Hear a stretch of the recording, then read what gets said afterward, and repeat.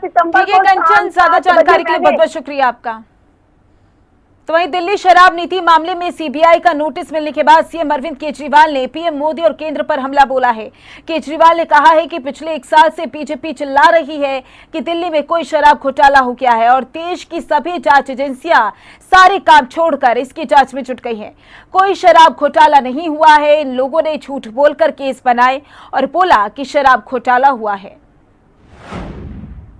इस सारी जांच करने के बाद, 1 साल जांच करने के बाद ये आरोप लगाते हैं कि 100 करोड़ रुपए की रिश्वत ली गई और दी गई। वो 100 करोड़ रुपया कहां है? एक नया पैसा कहां है? वो 100 करोड़ रुपया सब इतनी 400 से ज्यादा रेड हो चुकी हैं। मनीष सिसोदिया जी के घर पे रेड हो गई, इतने सारे दूसरे लोग, वो पैसा मिल है कहां?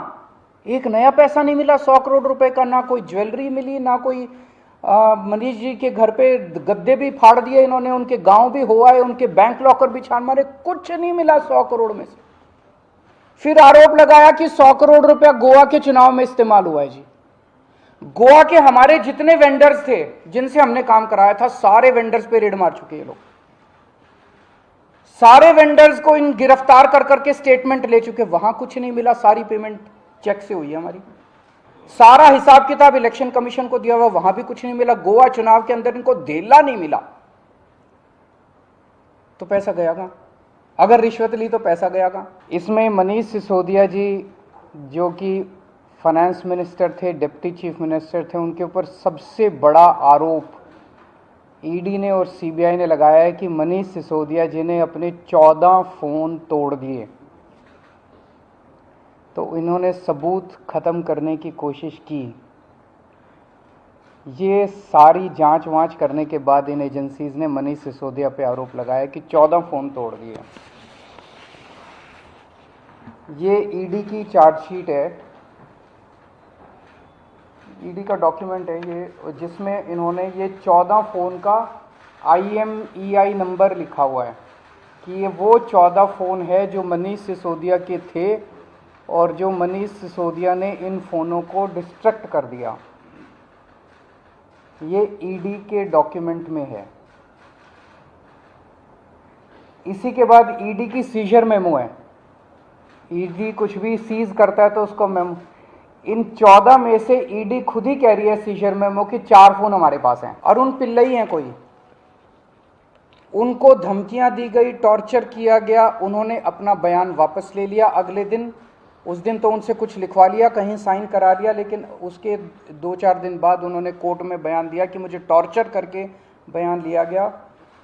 समीर महेंद्रू से टॉर्चर करके बयान लिया गया, उन्होंने अपना बयान वापस ले लिया। मनस्विनी से टॉर्चर करके बयान लिया गया, उन्होंने अपना बयान वापस ले लिया।